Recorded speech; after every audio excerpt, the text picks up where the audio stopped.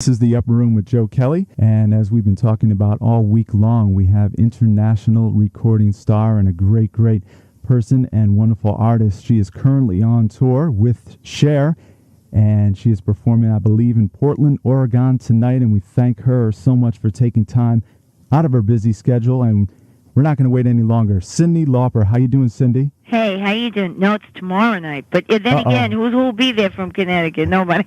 Okay. Run right out, get on a plane. That's right.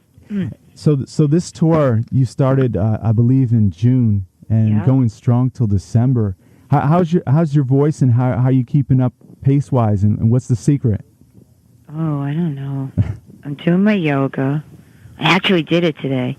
I think I injured myself a little. It's always when I'm tired, if you, not in the right position and you do it, that's where you get injured. Or, I try not to stand on my head anymore because the standing on the head, you fall over backwards. It's wrong. And I do my exercises. I try and do my vocal exercises, and that keeps me together. So it's all good, it's all. And the song we just heard, It's Hard to Be Me. It is. It's so hard. It's hard to be me. Okay. I've been listening to the CD, and I don't know if you'll agree with me, but it sounds like a great New York City record. I don't know if you're thinking that or... I wasn't thinking anything. Okay. I was just making music. Right. I could just imagine being down in the Village and hearing, a song like that, and of course that's your background. So how did you work with William Whitman and Rob Hyman on that one? Well, actually we wrote it in Connecticut. Rob came, and I put a studio in my house, and we went on Pro Tools, and I have a tape machine, so I do Pro Tools and tape. That was, the CD was made like that. And like Shine, we went to a studio downtown in Tribeca and recorded the string section. And then we went, where else did I use? And we were at Pi Studios in Glen Cove, Long Island, which is one of the few studios that actually, when you listen to it in the studio and you take it out, it's the same. And that's because the guy, depends on your speakers, but pretty much the same. The guy who owns it, Perry, is just neurotic with the sound. He's a musician. Mm-hmm. He's a musician, and he's an engineer, so he's going to be neurotic about everything, and that's why I love him. I think that place is great. I wish it was closer, but hey, whatever. Right. It got done. Yeah. And George, the guy who assisted Bill in engineering, he sang on Hard to Be Me, and he's in one of those shouting bands. Mm-hmm. Like a hardcore band? Hardcore. Yeah, right. And he was screaming in that with me, and it was kind of cool, And we got a young guy from a band that was very popular, a new young band that was playing Mini Moog. And I just thought, that sounds really great. We should, we all thought that would be great in the song. So we put that in the song, and it's kind of cool. We tried to listen to the street a little and put it in the record. And we should let our listeners know that Shine is the title of the CD from Cyndi Lauper, and you can go to a variety of sites, all available right by going to your website. Oh, yeah, you can get on Amazon.com or CyndiLauper.com, or you can go to Tower, Virgin, or Borders and get it there, too. So do you have plenty of songs in the vault? Oh, Warehouse Records has it, too, I think. Okay. And starting the fall, Target, my favorite store, okay. and Walmart and Kmart will have it. So that's a great distribution there, yeah. It's ADA, babe. Right. It's good. So as far as having some songs for future release and getting the full-length album, you're on tour. Are you working on a lot of stuff in sound check or in between? Shows? I haven't been able to do that because we're doing in-stores. We've been doing these acoustic in-stores, and it's pretty fantastic. But then afterwards I sign. So for me, it's kind of an extraordinary experience because I get to meet people and I see them face to face and I listen to the stories and I listen to them, as best I can and try and get everybody because usually, you can't write fast enough. Right. And I don't want to, if you go to a store and you wait online, you want to get something. Sure. So I try and do it as fast as I can and, and listen and, we get to the point where it's like, okay, have your camera ready, what you want to sign? Yeah. Don't mind my demeanor, I'm trying to get everybody and still get back to sound check. Okay. And then, so it was just a lot. It was a lot. Yeah, I can imagine because I was on the other end, waiting 6 hours for Prince outside the West 4th in the Village Tower Records. And it's hard. It's got to be tough for you, just, And you want to get them done because you want everybody to have something, So what do? We did have your camera ready, and somebody takes your picture while I'm signing. We smile together. I finish signing. I give it to you. I shake your hand. I say, hey, have a nice life, and tell your story walking. No, not really. They always tell me that. I start talking, and the poor road manager is like there with the heart medicine. He's going, tell your story walking. You got 2 minutes, okay? So whose idea was it to do the acoustic set with the band? Well, the guy from Borders came to see me live, and then we were talking, and then he talked about doing an acoustic or doing this, playing, and I said, oh my gosh, we could do that. I said, that would be a lot of fun. Let's do it. If we're going to do it, let's do it. And it's everything I was never able to do. Everything. I would have to do in-stores where I just signed, but I could never have the band. And then one time I had the band, it was a big brouhaha, and it was all big. And now I'm on tour anyway, so I could do it with the band. And not only that, but I'm doing, I go and I do these club dates. I try and do, I was always told, what are you now, a dance diva? That's dance music, What is that? It'll never take off, Oh, they always hire the rocket scientists. Why? Why do they hire the rocket scientists all the time for these companies? And so, now everything's got to be dance. No, it's like, but for me, I kept one foot in the clubs, and it was really great because I was able to experience all the things I've never been able to. I can sing to my shirtless boys and my boyish girls, and I can show up in a macaroni crown, riding a horse, and that would be just acceptable and fine, Right. And it's great. And this illicit shine mix was the stuff the part of what they were playing already, and the songs on the EP was fan-driven because it was supposed to come out on Adele. It didn't. Then I started writing some more, and I was performing live while I was looking for a new home because I didn't just want any old label.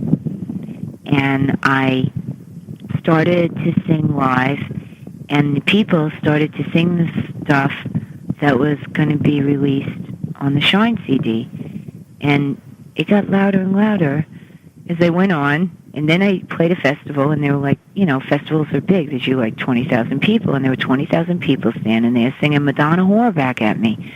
And I was like, at first, I was like, I was a little stunned, as was this other woman in the crowd, and she had like a preteen girl, and she was wondering whether it was a good song for her girl to hear.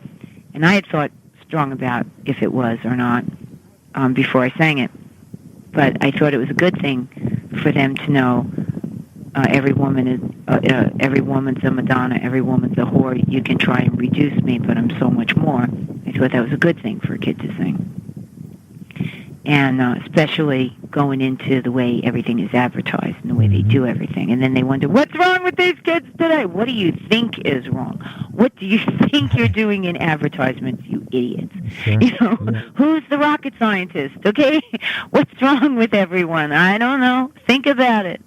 Duh. And so So I just, I was, I looked at her, and then she was looking around because it was so loud, and she knew she never heard it on the radio, and neither did I.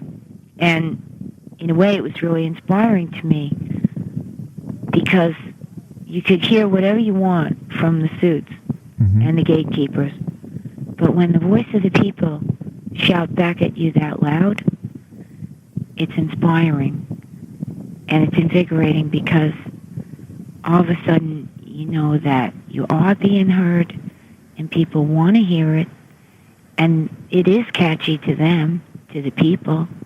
It may not be catchy to the Gatekeepers, but what do they know anyway? And it'd be somebody different next year saying no, same thing. It's all the same, because it's the Enron guys, and they're only watching the stock market. They don't listen to music, So, anyway, so I thought it would be a great thing to do, to release this EP with the songs that they were singing the loudest on. And, it just so happened that my manager was walking down the block, the Cher thing came up, and, she was doing business meetings about that, and she met some old friend who now was doing something at ADDA Distribution, and they're through Warner Brothers, and they heard about the EP and the tour, and they were very excited, and one thing led to another, and now I'm on Oleo,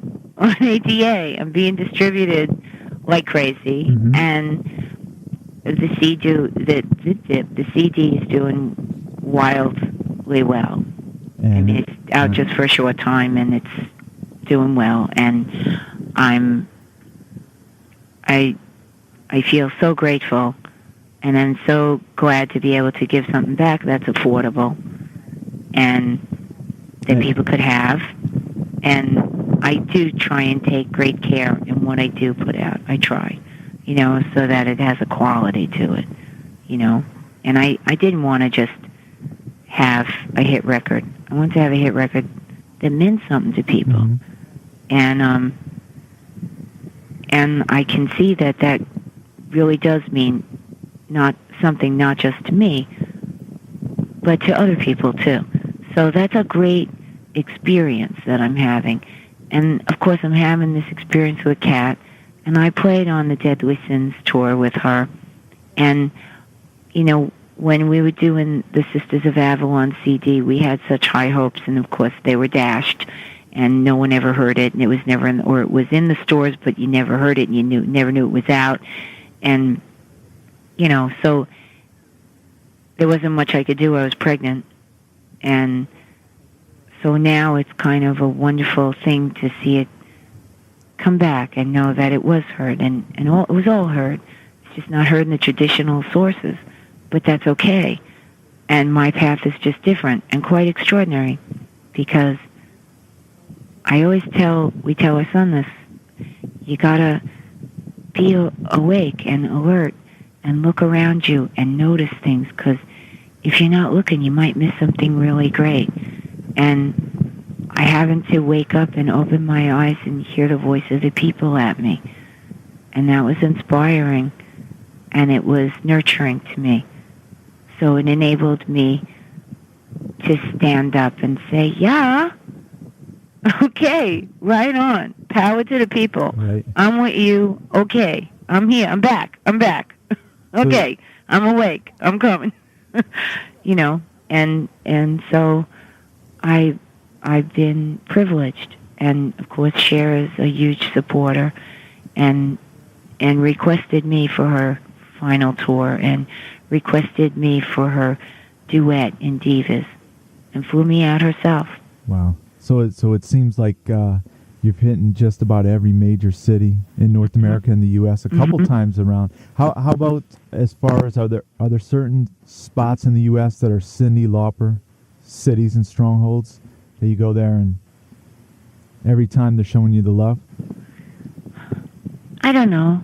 I think I have favorite cities, but everybody's different, and I always listen to them, and then I work them, and I whip them. I whip them up into an uproar. I kick their butt. Right. I get them going, and I see, and I just try and find my joy and make a little ruckus, and the crowds get louder and louder, and so I'm having a good time. But everyone is different, and every place is different, and that's the beauty of it. Because even though it's not the whole town or city, you get a little flavor of who these people are and what they're like, and if they're rowdy or if they're not, or if they're vocal or if they're not vocal, or if they're sweet and shy, or whatever they are. There's a personality of each audience. So. Well, we're going to give our... Oh, sorry to cut you off. Sorry. No, it's okay. I don't care. I will talk you into the ground. I'm sorry. I was gonna say we're gonna give our listeners a great taste of what is on the CD. Shine. We'll go with the title track. Shine, written by yourself and your bassist William Whitman. And actually, you know who he is? Bill Whitman is the guy that was the associate producer on She's So Unusual and recorded and mixed all of it. Oh, okay. Wow. And he even wrote the Lindrum part for Time After Time. He still has the Lindrum, or has he thrown it out? No, are you kidding? Yeah. He saved the Lindrum. He saved that Lindrum, right. God bless him. And then we did work together. We didn't work on True Colors, and we didn't work on A Night to Forget. Remember, but I'd like to forget. No, but it was okay. It was good, but it wasn't. It just goes to show you want to compromise, but I compromised so much that nobody got what they wanted. And it wasn't, I mean, it was a moment in time of confusion and disillusionment and trying to find my joy. But now, when I went and did Hatful of Stars, I met everybody again, met up with them again. Started right with Rob and Eric. I saw Bill. We became friends again and realized that the business and our business partners had made such a rift between us that we lost touch, and that was a shame, because these were my guys. These were right. My people that I've made music with, and we did this grand thing together. So it was good that we got back together, and we did Hatful of Stars, and then I brought Junior Vasquez in, and I had a blast with Junior. Oh, Junior made me laugh so hard. And so did Rob, and so did Eric, and so did Bill. And then I worked with Bill a little on Unhook the Stars. Well, Unhook the Stars, Bill recorded and mixed. And I recorded some of that in my home. And then that was on Sisters of Avalon. And then we hooked up with Mark Saunders, but we recorded a lot of that in my house, and then overdubbed on top of that in the studio. And some of that we did live, like Sisters of Avalon itself we did live in the house. And then I also did the Christmas album with Bill when I tried to get off Sony, and then finally I could get off if I did the Christmas record. So that was the one called Merry Christmas, Have a Nice Life. Yeah. But I really did always want to make a Christmas record, so. I got to commend you on your website. Who are the people? That's who put Sean that Mark. together? Okay, that's a great Sean website. Mark. Yeah. Sean Mark is great, and Yeah. Sean Mark has been doing it for years. And then finally, I just said, just let Sean Mark do it, because he's doing such a great job. So we just did, and he's a good guy, and he works really hard, and it's all good. All right. I'm lucky. I'm a lucky bastard. Yeah, allows you to focus on touring and hey. Yeah, I mean, when I was home and I didn't have a kid and I was just pregnant, I wrote a lot. I did a lot of stuff. I wrote a journal. I wrote stories. Now it's harder. The only thing I want to get back to is I brought some stuff with me I'm supposed to finish lyrics on that I want to do. And I want to get back to that. I don't know when, but right. sometime. Right. And I want to practice on my dulcimer, because I know so many people just love that dulcimer. Now, I'm only kidding. Everybody always says, What is that you're playing? Why you gotta play that thing? What's the matter with you? Why can't you just sing? What's wrong? It's just the business people are always like looking at me like, what is that? What is she doing now? And why? Hey, but you're having fun, and yeah, girls just want to, That's right. Hey, listen, I got a little question about what's the possibility of recouping all the money from the song Girls Just Want to Have Fun being played at every wedding reception and stuff like that. I'm a DJ myself on the side. And you know what? It's strong. Oh, let it go. Yeah, right. Let it go. No, I was kidding about picking up the money, but it's just such a powerful... It was a great message, and it was great to be part of that. And, obviously it's different from Robert Hazard's because he's a guy, and what he wrote was different. Mm-hmm. And if they had me sing what he wrote, I kept saying, and what shall I do, just get a lobotomy?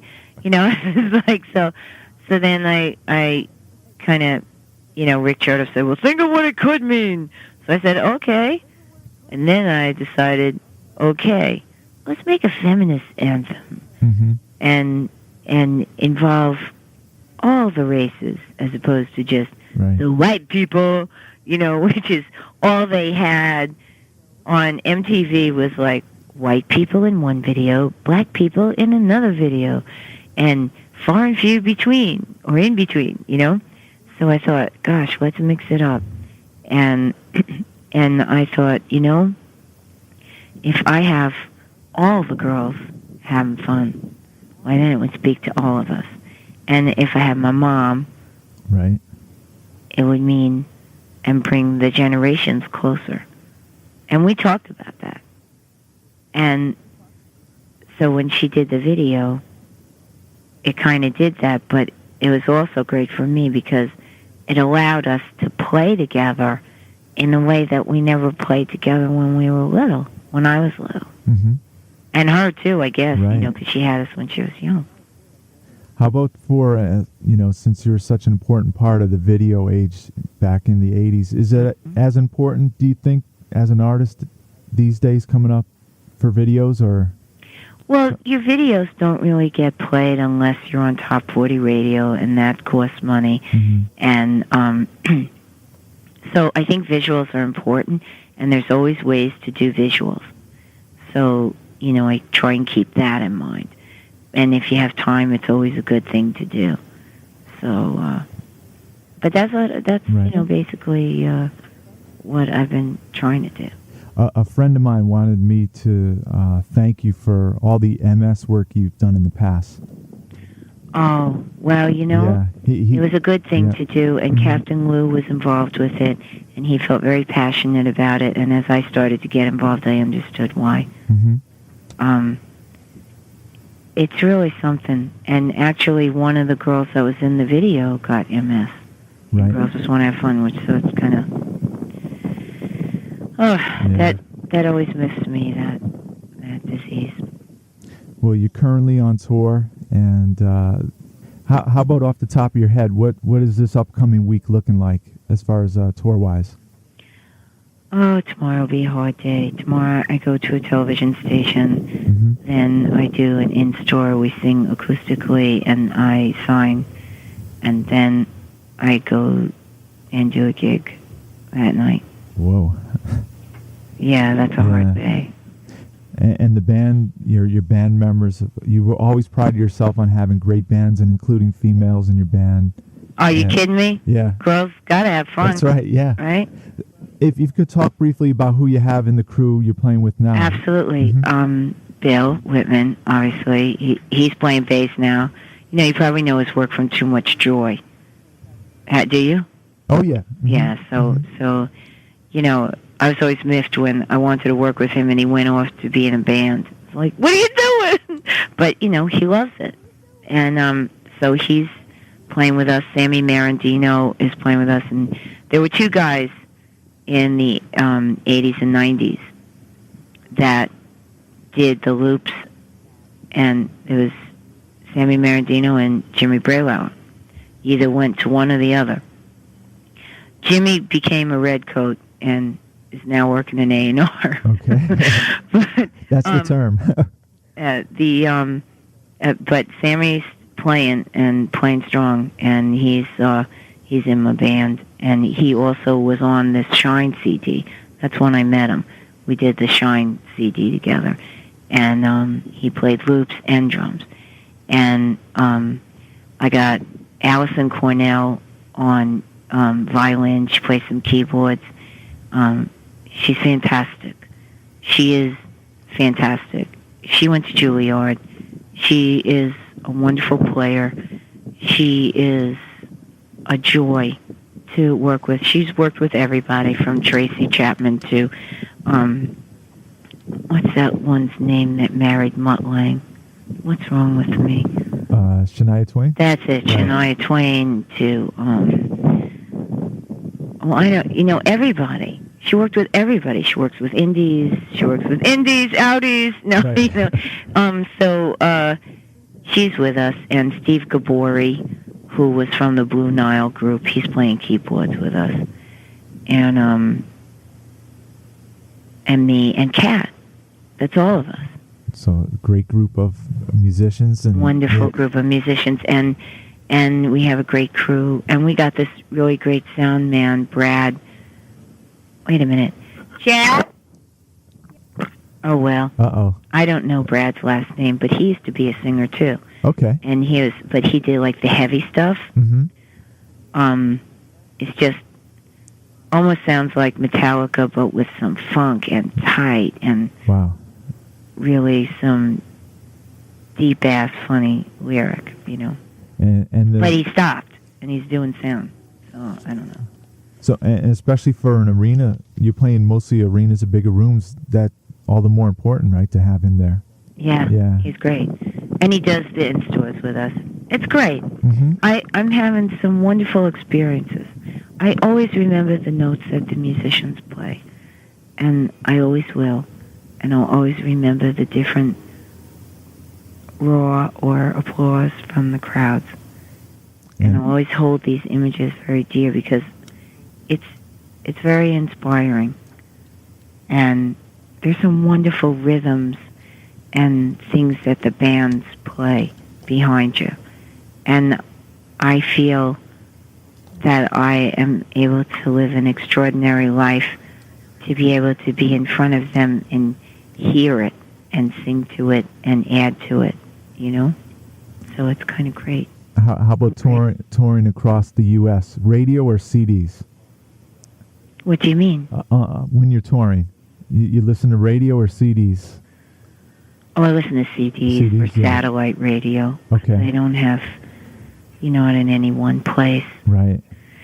I mean, I guess if you could find the music at the end of the dial, it's good, That's where we're at, so.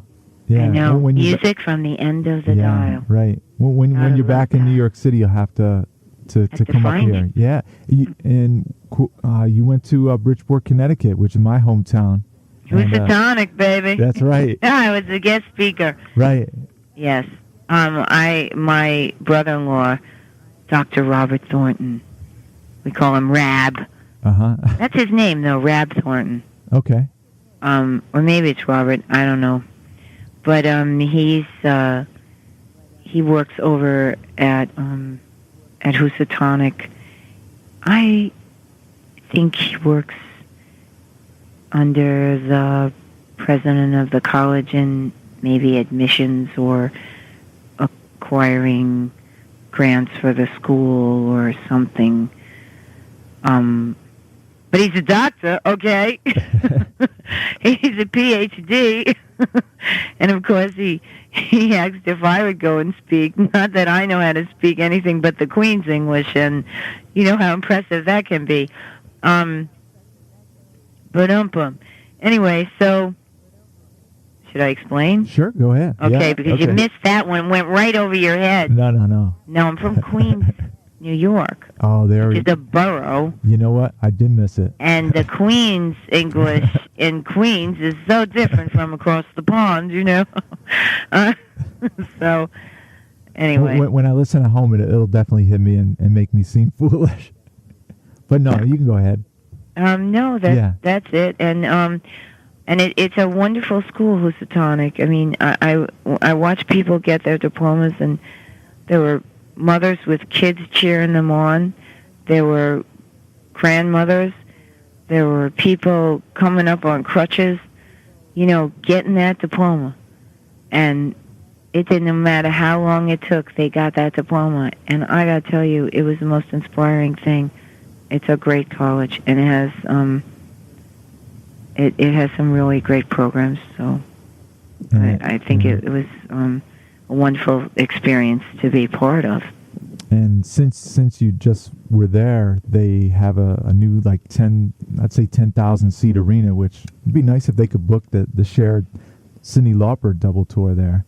But they had a 10,000 seat arena where, in Bridgeport? Yeah, right down the block from it's called Harbor Yard Arena, and wow. It's they have minor league hockey there. They have concerts and. That's right. They have who plays the hockey there.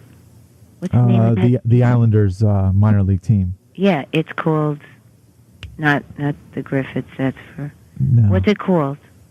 I don't know the nickname of the team, and I'm a hockey fan too. No, it's not a nickname. It's their name.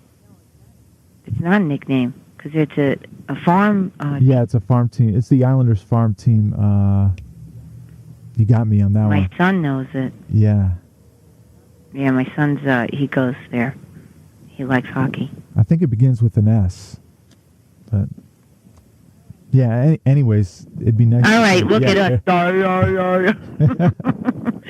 All right. I'm a New York Ranger fan, so I don't know. Yeah, he is too. Yeah. He likes all of them, I'm in Portland. Who plays in Portland? I don't think they have a major league team, but they don't have a team, a hockey team here? Probably like a minor league team. Like a farm team? Yeah, farm team, yeah. Mm. So Portland, the Rose Arena, right? I guess that's the venue. That's right. And you're going to be moving on. You just came back from Canada, in Vancouver, and then I'm going to go to. I don't know. I don't know where I'm going. I'm going somewhere. I'm going somewhere fast, and then I'll be in L.A. The best thing is to look at CyndiLauper.com, which has the entire from now until December, and when you come back, you're working real. It's got to be the envy of a lot of musicians to be out there playing that often. So yeah, that's great. Good. And I got to commend you. Keep the independent thing going. Well, I do what I can. Yeah. Unless I find a home at a major with people who think like musicians. Right. How about the significant Rella Music? That's my record. That's my company. Okay. So it's Rella/Olio. Okay. And I want to thank Cyndi Lauper for stopping by the Upper Room with Joe Kelley on tour. All right. Always appreciative when, you're calling in from the road. All right. Yeah. Well, take care of yourself there, Joe. We're almost neighbors, so, when you come back in 2003, you'll have to come up here to Connecticut again. All right. I got to go because I think I've told you my life story. And right. I talked you into the ground? Oh, hey, Cyndi.